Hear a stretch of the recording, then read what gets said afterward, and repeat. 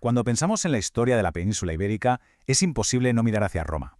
Y es que su llegada lo cambió absolutamente todo. No hablamos solo de una conquista militar, sino de una transformación, brutal, que puso los cimientos de lo que hoy son España y Portugal.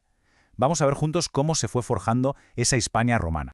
Y este va a ser nuestro plan de viaje, por así decirlo. Empezaremos, como es lógico, por la conquista, cómo nació Hispania. Luego veremos cómo se organizó este nuevo territorio, nos meteremos de lleno en ese concepto clave que es la romanización, echaremos un vistazo a su economía, que era potentísima, veremos qué tipo de sociedad se creó y para terminar hablaremos de su legado, de todo lo que nos dejaron y que, ojo, todavía sigue muy presente. Pues venga, empezamos por el principio. ¿Cómo y por qué llega Roma a la península? Fijaos que es curioso, porque su desembarco aquí no fue parte de un plan maestro de conquista. Para nada.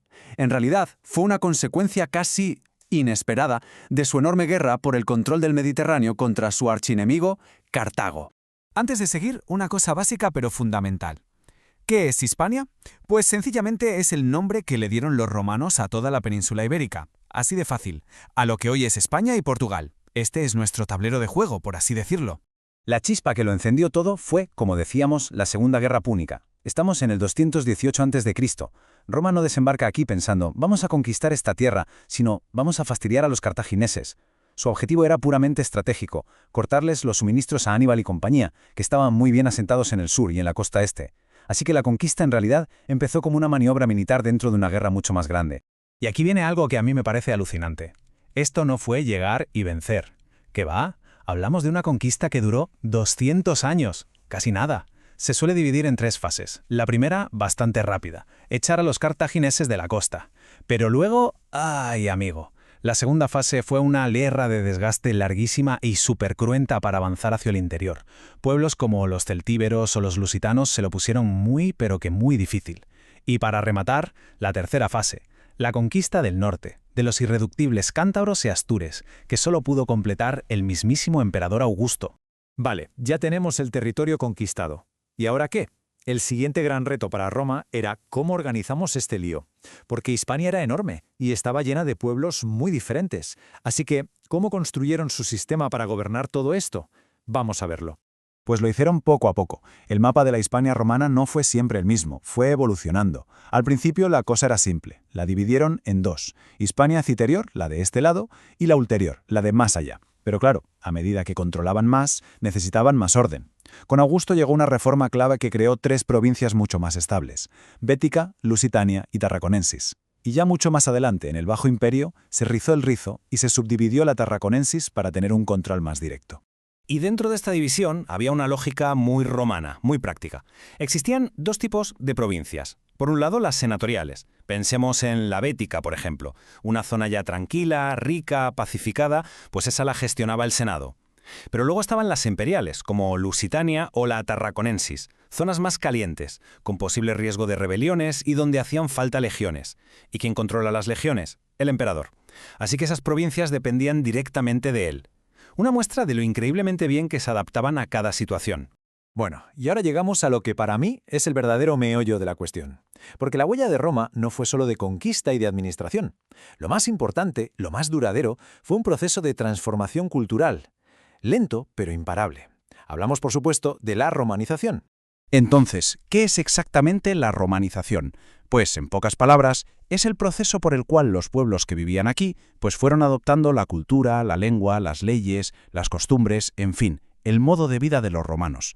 Y ojo, no fue algo que pasara de la noche a la mañana, fue un proceso lento, desigual, que se fue filtrando en todos los aspectos de la vida y que al final lo cambió todo. Y Roma tenía, por así decirlo, una caja de herramientas muy completa para que esto funcionara. Fijaos, el ejército. No solo era una fuerza de ocupación, los legionarios se asentaban, comerciaban, hablaban latín, eran un foco de romanización brutal. Luego, la ciudadanía. Dársela a las élites locales era como decirles, si colaboras, eres uno de los nuestros, un incentivo potentísimo. Y por supuesto las infraestructuras, esas calzadas que lo conectaban todo, un derecho único para todos y una moneda, el denario, que hacía que la economía fluyera. Todo estaba pensado. Eso sí, que nadie se imagine que esto pasó igual en todas partes. Para nada, fue un proceso súper desigual. En la zona del sur y la costa mediterránea, donde ya había ciudades, comercio y contacto con otros pueblos, la romanización entró como un tiro. Fue rapidísima y muy profunda. En cambio, en el norte montañoso o en el interior, en zonas más aisladas y con una estructura más tribal, pues ahí costó muchísimo más. Fue un barniz mucho más fino. O sea que el punto de partida de cada región fue clave. Cambiamos de tercio y nos vamos a la economía. Y aquí, Hispania no era una provincia más del montón, ¿eh? Para Roma, Hispania era la joya de la corona, una auténtica mina de oro, y nunca mejor dicho. Era una fuente de recursos, fundamental para la maquinaria del imperio. Aquí se ve de maravilla de qué hablamos. La base de todo era la agricultura, claro.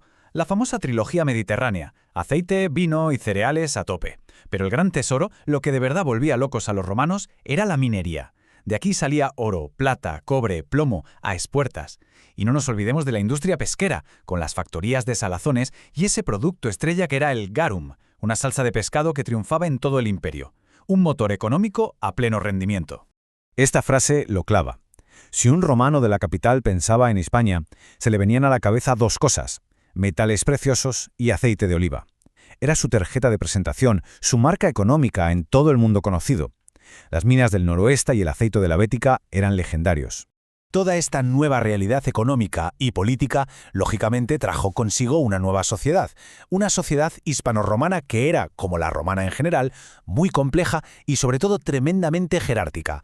Aquí lo que importaba era el dinero que tenías, claro, pero por encima de todo, tu estatus legal. No era lo mismo ser ciudadano que hombre libre sin ciudadanía o esclavo. La pirámide social estaba clarísima. Arriba del todo una élite minúscula, los de los órdenes senatorial y ecuestre, que controlaban los altos cargos y venían muchas veces de la propia Italia. Justo debajo un grupo clave, los decuriones. Eran la burguesía local, los ricos de las ciudades que se habían romanizado y que manejaban el cotarro a nivel municipal. Luego venía la gran masa de gente libre, la plebe, campesinos, artesanos, y en el fondo, pero sosteniéndolo todo, los esclavos. Sin derechos, considerados propiedad, eran la mano de obra básica. Y por ahí en medio una figura interesante, el liberto, el esclavo que había conseguido la libertad.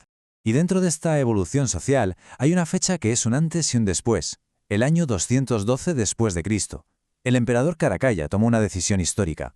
Concede la ciudadanía romana a todos los hombres libres del imperio. ¡A todos! Fue la culminación de un proceso de integración larguísimo. A partir de ese momento, sobre el papel, un habitante libre de Hispania tenía los mismos derechos que uno nacido a la sombra del Coliseo. Y con esto llegamos ya a la parte final. Después de tantos siglos de presencia romana, casi 700 años, ¿qué nos queda de todo aquello? La pregunta es casi retórica porque la respuesta es, pues, básicamente todo. Roma puso los cimientos sobre los que se ha construido todo lo que vino después. Es que su legado es, de verdad, apabullante. Empecemos por lo más obvio, la lengua. El castellano, el catalán, el gallego, el portugués, todos vienen del latín. Nuestro derecho moderno bebe directamente de los principios del derecho romano. Muchas de nuestras ciudades están construidas sobre las antiguas ciudades romanas. Todavía cruzamos puentes que hicieron ellos. Y hasta la religión mayoritaria, el cristianismo, se expandió por la península aprovechando la estructura y las vías de comunicación del imperio. Y si queremos ver ese legado en una sola imagen, creo que esta es perfecta. El Teatro Romano de Mérida, la antigua Emerita Augusta. Esto no es solo un montón de piedras bonitas. Esto es la prueba física, el testimonio tangible de la cultura, de la ingeniería, del poder de una civilización que cogió esta península y la transformó para siempre. Es la huella imborrable de Roma. Así que queda claro, ¿no? La herencia de Roma es como la capa base sobre la que se ha ido construyendo todo lo demás. Pero claro, esto nos lleva a una última pregunta, una para pensar un poco. En medio de esta gigantesca ola de romanización, que fue como una pisonadora cultural, ¿qué sobrevivió? ¿Qué quedó de aquellos pueblos que vivían aquí antes? ¿Hay algo de los íberos, de los celtas, que consiguiera perdurar y llegar de alguna manera hasta hoy? Ahí lo dejo.